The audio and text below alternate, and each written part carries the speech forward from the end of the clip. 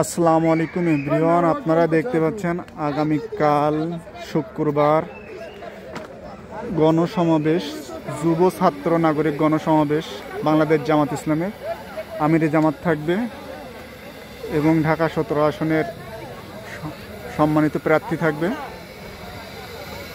ইনশাআল্লাহ। বিশাল আয়োজন দেখতে পাচ্ছেন।